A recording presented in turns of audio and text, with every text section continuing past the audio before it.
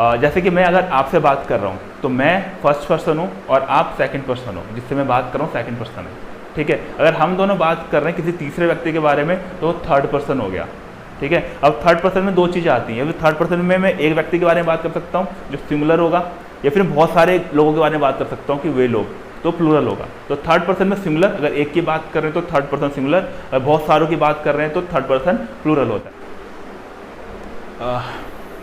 Hello everyone, welcome back once again on this channel where we are going to learn our English from basic level to advanced level। और पहली class start करने से पहले कुछ हम basic terms पे ध्यान देते हैं। आगे आने वाली क्लासेस में हम इसका यूज़ करेंगे। अगर हमें इसके बारे में नॉलेज नहीं होगी, इन्फॉर्मेशन नहीं होगी तो हमें इसमें कन्फ्यूजन होगा। तो स्टार्ट करते हैं पहली क्लास, जिसमें हम सीखेंगे सब्जेक्ट क्या होता है, वर्ब क्या होता है, ऑब्जेक्ट क्या होता है, टाइम वर्ड क्या होता है। तो दोस्तों मैं पहले ये बता दूँ कि सब्जेक्ट क्या होता है सेंटेंस में। जो व्यक्ति काम कर रहा है, जो व्यक्ति एक्शन कर रहा है उसे सब्जेक्ट बोलते हैं, ठीक है। और वो व्यक्ति काम क्या कर रहा है वो उसका वर्ब होता है, ठीक है। और वो वर्ब जो काम किस चीज़ के ऊपर हो रहा है वो ऑब्जेक्ट होता है। मैं एक बार और रिपीट करता हूँ, सब्जेक्ट क्या होता है, जो व्यक्ति काम कर रहा है वो सब्जेक्ट होता है, ठीक है। वो काम क्या कर रहा है, वो एक्शन क्या कर रहा है वो वर्ब होता है, और वो एक्शन किस चीज़ के ऊपर हो रहा है वो ऑब्जेक्ट होता है। एग्जाम्पल समझते हैं। जैसे मैंने सेंटेंस लिखा है आई परचेज्ड अ लैपटॉप, मतलब मैंने लैपटॉप खरीदा था। अब सेंटेंस में लैपटॉप किसने खरीदा था, मैंने, तो मैं यहाँ पे सब्जेक्ट हो गया। मैं को इंग्लिश में क्या बोलते हैं, आई, ठीक है। अब मैंने क्या किया था, मैंने खरीदा था, खरीदा, मैंने काम, मेरा काम क्या हुआ, खरीदना, खरीदना, खरीदने को इंग्लिश में क्या बोलते हैं हम, परचेज्ड, परचेज, ठीक है। तो ये मेरा एक्शन हो गया। अब मैंने खरीदा क्या था, लैपटॉप, तो मेरा एक्शन किसके ऊपर हुआ, लैपटॉप के ऊपर, तो ये हमारा ऑब्जेक्ट हो गया, ठीक है। तो आई सब्जेक्ट, परचेज जो मैंने काम करा, एक्टिविटी की, वो परचेज हो गया, किसके ऊपर करा, लैपटॉप पे, क्या, वो थिंग, वो हमारा ऑब्जेक्ट हो गया। मैंने लिख भी दिया है, सब्जेक्ट क्या होता है, डूअर, डूअर मतलब काम करने वाला। अ पर्सन डूइंग एक्टिविटी, जो व्यक्ति एक्टिविटी कर रहा है वो सब्जेक्ट होता है। अब वो कर क्या रहा है, एक्टिविटी क्या है उसकी, जो उसकी एक्टिविटी है उसका वर्ब है। एक्टिविटी किस चीज़ के ऊपर है, किसी ऑब्जेक्ट के ऊपर, किसी वस्तु के ऊपर है, तो हमारा ऑब्जेक्ट है। Object the things on which work is done, जिस पे काम किया जा रहा है। क्लियर है। दो एग्जाम्पल और है, इससे और क्लियर हो जाएगा कि सब्जेक्ट क्या होता है, ऑब्जेक्ट क्या होता है। जैसे फर्स्ट एग्जाम्पल है कि आई एम राइडिंग बाईसाइकिल, मतलब मैं साइकिल चला रहा हूँ। कौन साइकिल चला रहा है, मैं। चलाने वाला व्यक्ति सब्जेक्ट होता है, मतलब काम करने वाला व्यक्ति सब्जेक्ट होता है। तो आई यहाँ पर क्या है, सब्जेक्ट है। अब मैं कर क्या रहा हूँ, साइकिल चला रहा हूँ। साइकिल चलाने को क्या बोलते हैं, राइड। तो एक्शन क्या हो गया, एक्शन मतलब वर्ब, वर्ब क्या हो गया, राइडिंग। अब चला क्या रहा हूँ, काम किस चीज़ के ऊपर हो रहा है, काम किस चीज़ के ऊपर हो रहा है, साइकिल के ऊपर, तो बाईसाइकिल यहाँ पर क्या हो जाएगा, ऑब्जेक्ट हो जाएगा, ठीक है। I subject, ride action, verb, bicycle object. Am जो है हमारा ये टाइम वर्ड है, ठीक है, मतलब हेल्पिंग वर्ब जिससे बोलते हैं, ये हेल्पिंग वर्ब, जिसमें टाइम वर्ड आगे सीखेंगे। आगे टेंसेस के चार्ट में मैं एक्सप्लेन करने वाला हूँ कि टाइम वर्ड क्या होते हैं। क्लियर है। नेक्स्ट एग्जाम्पल है यू आर प्लेइंग क्रिकेट, मतलब तुम क्रिकेट खेल रहे हो। कौन क्रिकेट खेल रहा है, तुम। खेलने वाला व्यक्ति कौन है, तुम। जो खेलने वाला व्यक्ति होता है वो सब्जेक्ट होता है, तो ये सब्जेक्ट हो गया। अब कर क्या रहा है, मतलब यू, तुम कर क्या रहे हो, खेल रहे हो। एक्टिविटी क्या है आपकी, खेलना, तो खेलना हमारा वर्ब, जो एक्टिविटी होता है जिसे हम एक्शन भी बोलते हैं वो वर्ब। अब खेल क्या रहे हो, क्रिकेट, खेलना, क्रिकेट, काम किस पे हो रहा है, खेलना किसके साथ हो रहा है, क्रिकेट, तो ये हमारा क्या हो गया, ऑब्जेक्ट। आर क्या है, ये टाइम वर्ड है जैसे हम हेल्पिंग वर्ब बोलते हैं, ठीक है। तो ये सिंपल सा स्पेसिफाई हो गया होगा अच्छे से कि सब्जेक्ट क्या होता है, वर्ब क्या होता है, ऑब्जेक्ट क्या होता है। इसके अलावा एक छोटा सा टर्म और है, जैसे कि जो हमें जरूरत पड़ेगी आगे सेंटेंसेस में, कि आई का मतलब क्या होता है, मैं, और आई का ऑब्जेक्ट होता है मी, मुझे।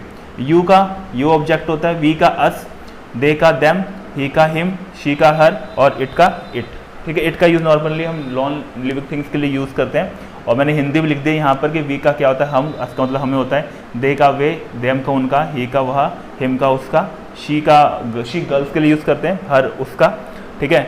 इट का मतलब यहाँ होता है। तो ये नॉर्मली बेसिक चीज़ें हमें पता ही होती हैं, तो इन सब का यूज़ करने वाले हैं। इसके साथ ही साथ एक बेसिक टर्म और हमें समझना पड़ेगा कि फर्स्ट पर्सन क्या होता है, सेकंड पर्सन क्या होता है, और थर्ड पर्सन क्या होता है, सिंगुलर प्लूरल क्या होता है। तो इसको भी क्लियर कर लेते हैं ताकि हमें आगे आने वाली क्लास में कोई दिक्कत ना हो।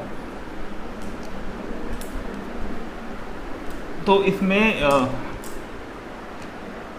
तो बहुत से लोगों को कन्फ्यूजन होता है कि फर्स्ट पर्सन क्या होता है, सेकंड पर्सन क्या होता है, थर्ड पर्सन क्या होता है। मैं बता दूं क्या होता है। जैसे कि मैं अगर आपसे बात कर रहा हूँ तो मैं फर्स्ट पर्सन हूँ और आप सेकंड पर्सन हो, जिससे मैं बात कर रहा हूँ सेकंड पर्सन है, ठीक है। अगर हम दोनों बात कर रहे हैं किसी तीसरे व्यक्ति के बारे में तो थर्ड पर्सन हो गया, ठीक है। अब थर्ड पर्सन में दो चीज़ें आती हैं। थर्ड पर्सन में मैं एक व्यक्ति के बारे में बात कर सकता हूँ जो सिंगुलर होगा, या फिर बहुत सारे लोगों के बारे में बात कर सकता हूँ कि वे लोग, तो प्लूरल होगा। तो थर्ड पर्सन में सिंगुलर, अगर एक की बात कर रहे हैं तो थर्ड पर्सन सिंगुलर, अगर बहुत सारों की बात कर रहे हैं तो थर्ड पर्सन प्लूरल होता है। अब इसमें कैसे आइडेंटिफाई करेंगे, जैसे कि आई होता है, यू होता है, वी होता है, दे होता है, और ही, शी, नेम, इट, ये सब्जेक्ट होते हैं। इसको हम किसी कैटेगरी में लेते हैं, सब्जेक्ट, कर्ता जिसे मानते हैं। अब जैसे मैंने बताया कि मैं तुमसे बात करूं तो मैं फर्स्ट पर्सन हूं और आप सेकंड पर्सन हो, तो आई फर्स्ट पर्सन होता है, यू सेकंड पर्सन होता है, ठीक है। अगर मैं तीसरे वाक्य के बारे में बात करूं, थर्ड पर्सन के बारे में बात कर रहा हूं, ठीक है। अगर थर्ड पर्सन किसी एक की बात कर रहा हूं तो नाम लेके बोल सकता हूं राहुल, या फिर वह बोल सकता हूं, लड़के तो शी बोल सकता हूं। तो ये ही, शी, नेम और इट को हम थर्ड पर्सन तो होता है, लेकिन इसको हम सिंगुलर में मानेंगे, अकेला। इट का नॉन लिविंग के लिए यूज होता है नॉर्मली, ठीक है। नॉन लिविंग मतलब निजी वस्तु के लिए, जैसे कि it is pen, it is marker, इस तरीके से यूज करते हैं। तो ये थर्ड पर्सन सिंगुलर होता है, ही, शी, नेम, इट। और दे क्या होता है, अगर मैं बहुत सारे लोगों की बात करूँ कि वे लोग जा रहे हैं, तो बहुत सारे लोगों के बारे में बात कर रहा हूँ, तो दे क्या होता है, थर्ड पर्सन तो होता है, लेकिन ये होता है प्लूरल, ठीक है। बच गया वी।